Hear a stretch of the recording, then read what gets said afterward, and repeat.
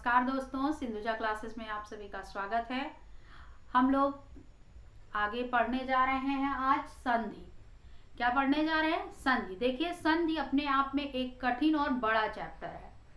इसको पढ़ने में बहुत दिक्कत आती, लोगों को समझ में नहीं आता कि ये कैसे हुई कैसे नहीं हुई। तो चलिए आज हम पहले डिटेल से पढ़ते हैं, उसके बाद फिर एक एक संधि पढ़ते हैं और एक एक संधि पढ़ने के बाद उसको फिर हम आसानी से उसको अलग करना, संधि विच्छेद करना और संधि करना हम आपको सिखाते हैं, जिससे आपको संधि बिल्कुल आसान लगने लगेगी। चलिए देखते हैं संधि। संधि का मतलब क्या होता है? संधि मीन्स होता है मेल। क्या होता है? मेल। अब मेल जब हम हिंदी पढ़ रहे हैं तो किसका मेल होगा? देखिए, हिंदी में हमारा क्या होगा? वर्णों का मेल होगा। संधि में वर्णों का मेल होगा। किसका मेल होगा? वर्णों का। फिर से देखिए, संधि का मतलब होता है मेल। मेल, और जब हम पढ़ रहे हैं मेल का मतलब मिलना, और मिलना क्या मिलेगा? जब हम हिंदी पढ़ रहे हैं तो या तो शब्द मिलेंगे, दो शब्द आपस में मिलेंगे, या दो वर्ण मिलेंगे। तो लेकिन जो हम संधि पढ़ते हैं, संधि में क्या होता है? दो वर्णों का मेल होता है। किनका मेल होता है? दो वर्णों का। दो वर्णों का मेल होता है। किसका मेल होता है? दो वर्णों का। अब वो दो वर्ण कौन कौन से होंगे?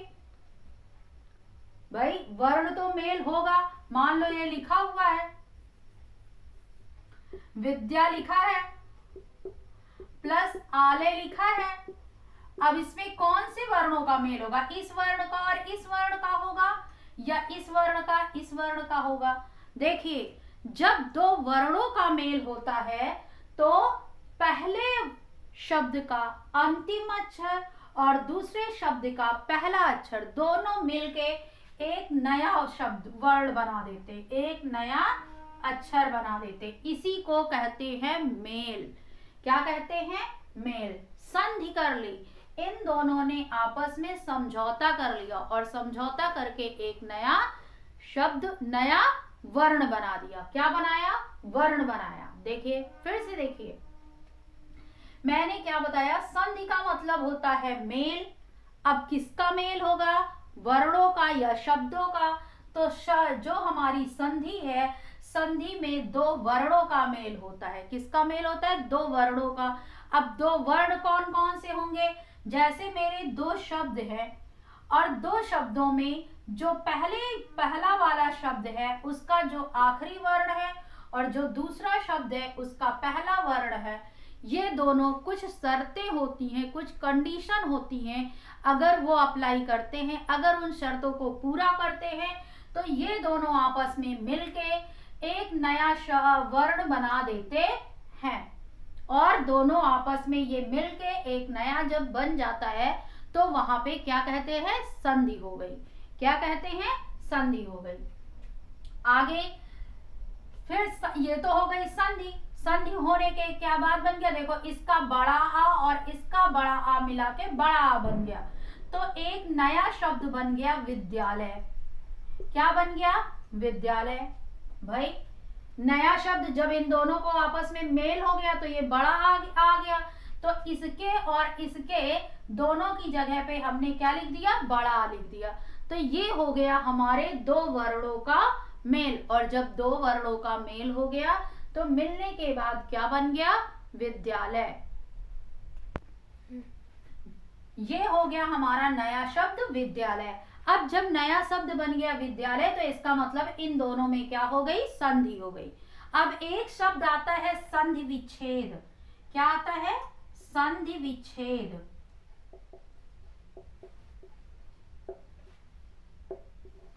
देखिए, ये एक शब्द आता है संधि विच्छेद।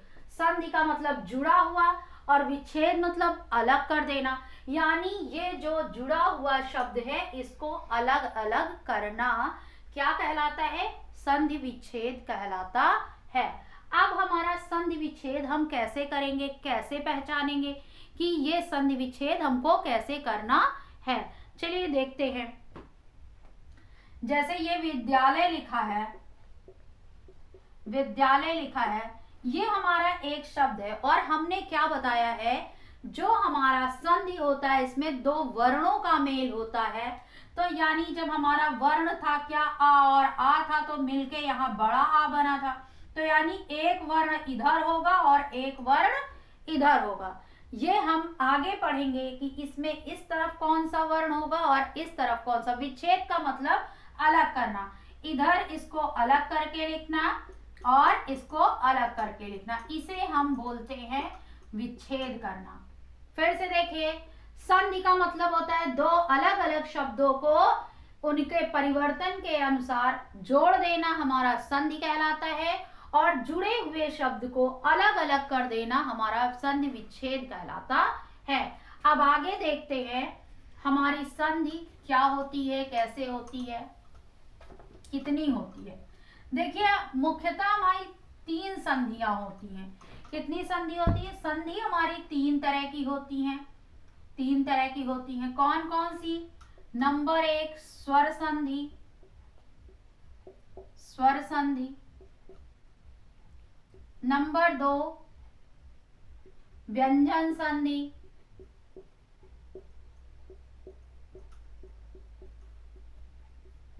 और नंबर तीन विसर्ग संधि।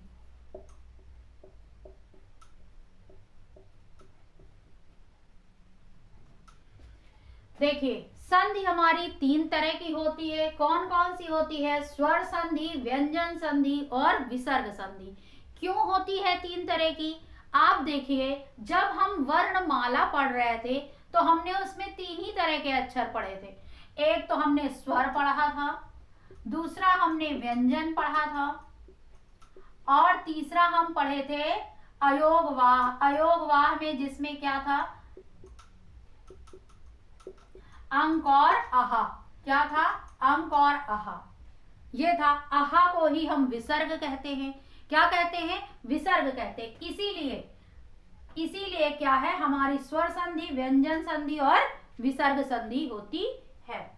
अच्छा फिर से देखिए, हमारी संधि कितनी तरह की होती है? स्वर संधि होती है, व्यंजन संधि होती है, विसर्ग संधि, तीन तरह की होती है। अब स्वर संधि हमारी पांच तरह की होती है। स्वर संधि कितनी तरह की होती है? पांच तरह की होती है। कौन कौन सी होती है? नंबर एक दीर्घ स्वर संधि, दीर्घ स्वर संधि। नंबर दो गुण स्वर संधि।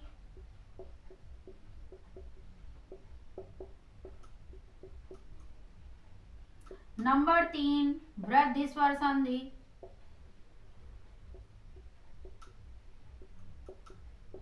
वृद्धि स्वर संधि। नंबर चार यण स्वर संधि।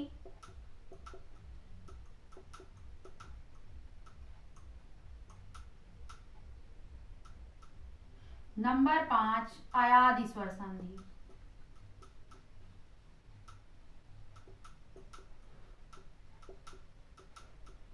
अयादि स्वर संधि। देखिए फिर से देखिए, संधि हमारी तीन तरह की होती है, स्वर संधि, व्यंजन संधि और विसर्ग संधि।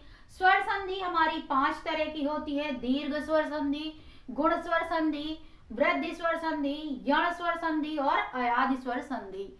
जबकि व्यंजन संधि के हमारे कोई भेद नहीं है। व्यंजन संधि के खुद नियम हैं, आपके कई नियम हैं और विसर्ग संधि के भी कई नियम हैं, लेकिन उनको अलग अलग डिवाइड नहीं किया गया है। अब हम चलते हैं, एक एक संधि पहले पढ़ते हैं। फिर से एक बार रिवाइज करिए, संधि में क्या होता है? संधि का मतलब होता है मेल, और किसका मेल होता है? दो वर्णों का मेल होता है। कौन से वर्ण? पहले शब्द का आखिरी और दूसरे शब्द का जो पहला वर्ण होता है, वर्ण किसे कहते हैं? आपको पता है, सबसे छोटी जो ध्वनि होती है, ध्वनि को ही वर्ण कहते हैं। उनका जब मेल होके कोई परिवर्तन को प्राप्त करता है उसे हम संधि कहते हैं। और संधि विच्छेद क्या होता है? ऐसा जुड़ा हुआ शब्द जिसको हम अलग अलग कर दें वो संधि विच्छेद कहलाता है। अब संधि हमारी तीन तरह की होती है, स्वर संधि, व्यंजन संधि और विसर्ग संधि। अब हम स्वर संधि के एक एक भेद डिटेल में पढ़ते हैं।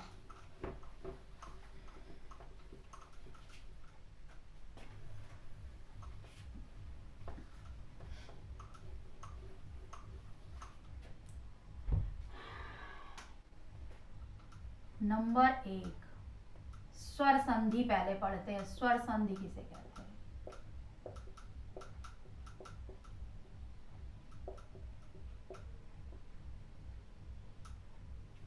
देखिए हम लोग पढ़ने जा रहे हैं स्वर संधि।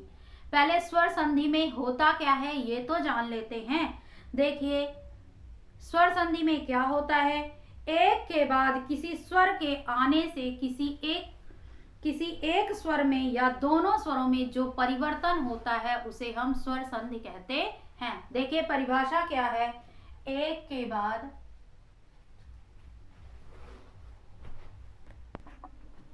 देखिए स्वर संधि में होता क्या है, नाम से पता है स्वर संधि।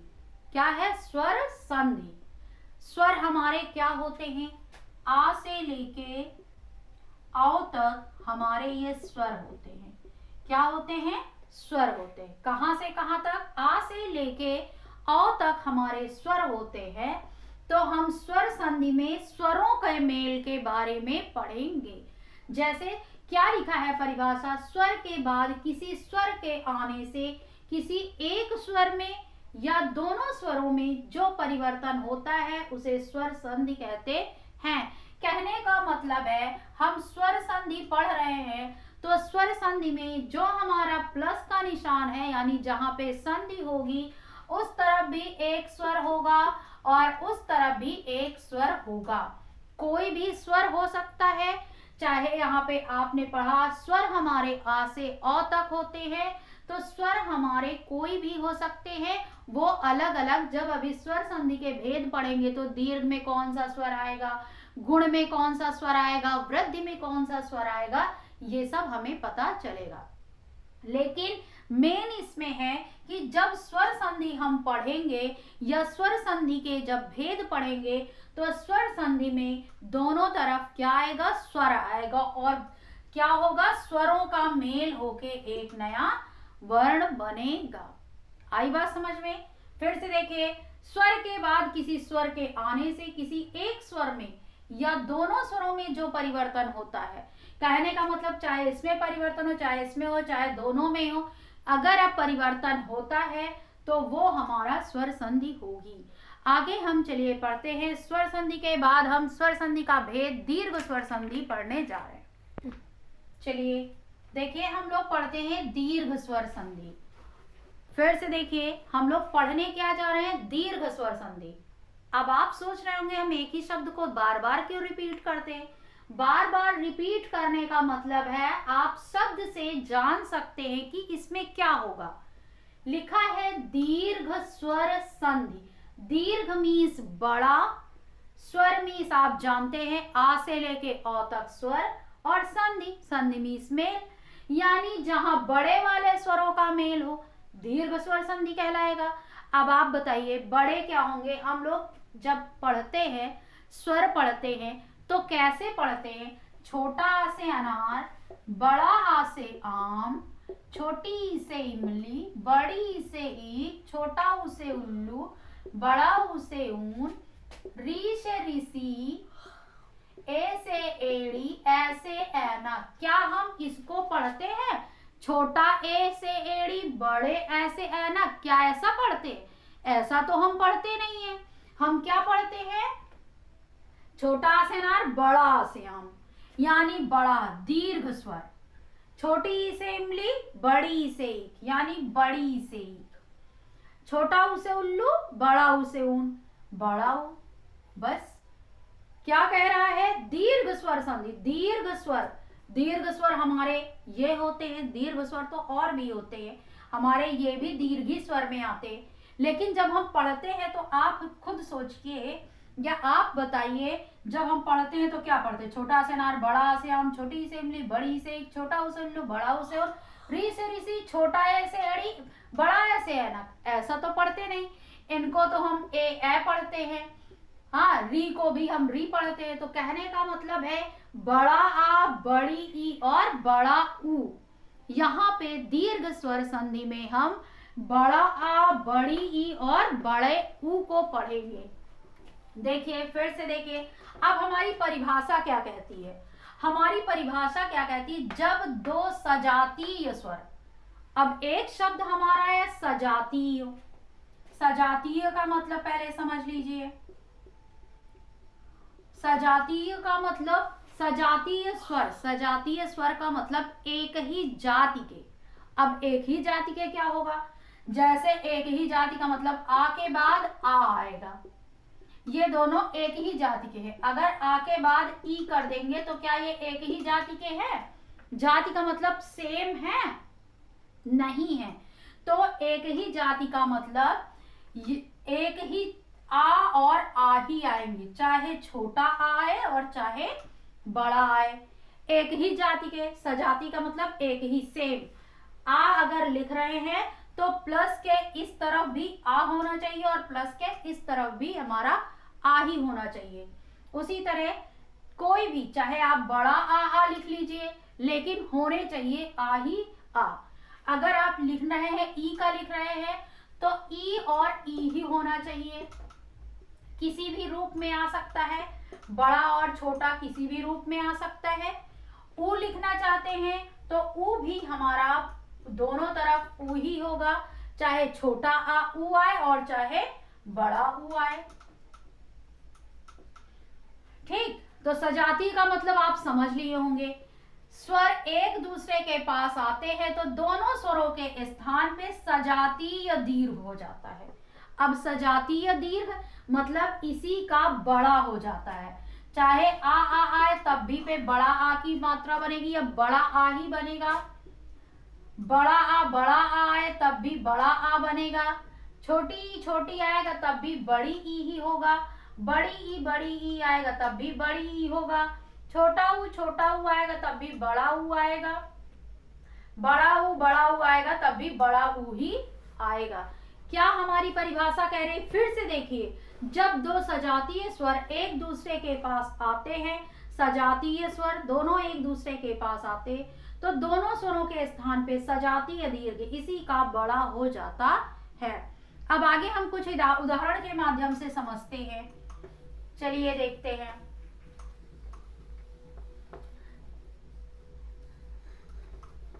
देखिए हमने क्या बताया, हमारे सजातीय स्वर होने चाहिए। सजाती मतलब एक ही जात के। देखिए इसमें ये द्या लिखा है, द्या में कौन सा स्वर लगा है, बड़ा आ, ठीक है, प्लस इधर क्या दिख रहा है आपको, कौन सा स्वर दिख रहा है, आ दिख रहा है। यानी हम इसकी और इसकी जगह पे हम क्या लिख सकते हैं, बड़ा आ लिख सकते। क्यों?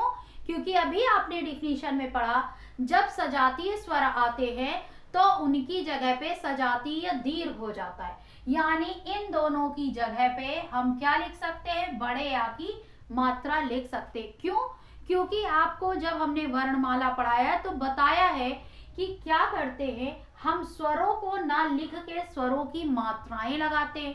अब बड़ा आ और बड़ा आ मिलके बड़ा आ हो गया, यानी इस आ को और इस आ को मिला के बड़ा आ लिख सकते हैं, तो मिलके हमारा क्या बन जाएगा, विद्यालय। कुछ समझ में आया?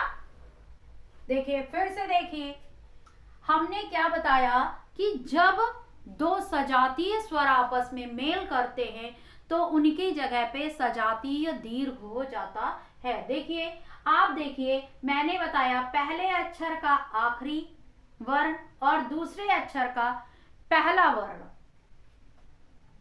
फिर से देखिए, जो पहला है उसका आखिरी और आखिरी वाले का पहला, ये दोनों मिल, पहले इन दोनों में निकालिए कौन सा स्वर लगा है। भाई स्वर संधि पढ़ रहे हैं तो स्वरों का मेल होगा, तो देखिए इसमें स्वर है आ और इसमें भी स्वर है आ, तो दोनों मिलके क्या बन जाएंगे, बड़ा आ। और जब दोनों मिलके बड़ा आ बन जाएंगे तो वी हमारा वैसे ही रहेगा, द्या हमारा वैसे ही रहेगा, और इन दोनों की जगह पे हमने आ की मात्रा लगा दी और इससे कोई हमको मतलब नहीं, ये तो सेम वैसे ही लिख जाएगा, विद्यालय। उसी तरह इसमें देखिए, देव, देव में कौन सा स्वर लगा है, छोटा आ लगा है। फिर आले में कौन सा लगा है, बड़ा आ लगा है, और इन दोनों की जगह पे हम क्या लिख सकते हैं, बड़ा आ लिख सकते हैं, यानी इसमें भी कोई चेंज नहीं है, और इसमें भी कोई चेंज नहीं है, केवल हमारे स्वरों का चेंज हो गया है। तो देव हमारा भी वैसे ही लिखा जाएगा।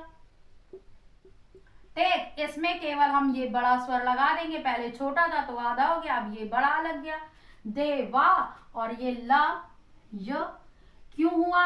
क्योंकि हमने इसका स्वर आ और आ सजातीय स्वर है, और जब सजातीय मिल गए तो सजातीय दीर्घ हो गया।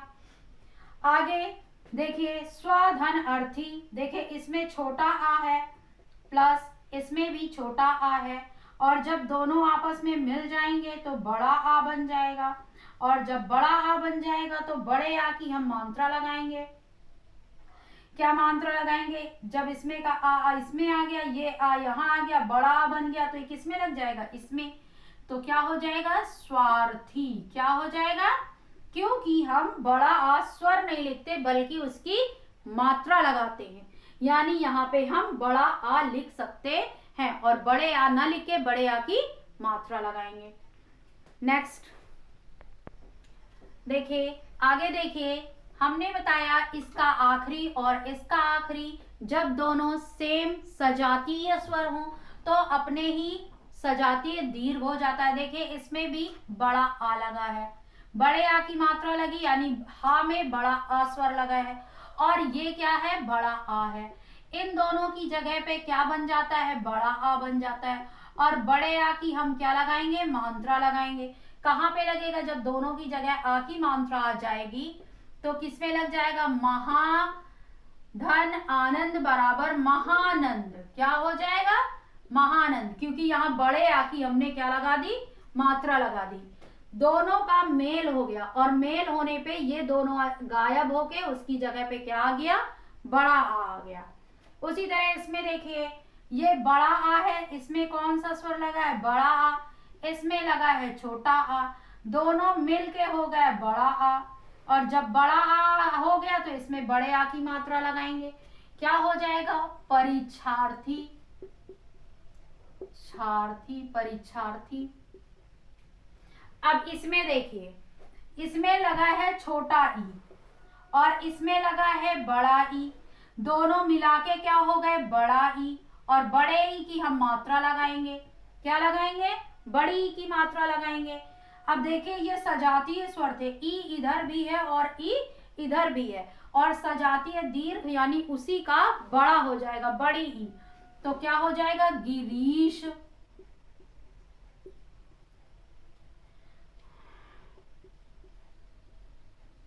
देखिए इसमें है बड़ा ऊ प्लस बड़ा ऊ, दोनों मिला के क्या हो गए? बड़ा ऊ, और हम लगाएंगे क्या फिर? अब बड़े ऊ की मात्रा लगाएंगे।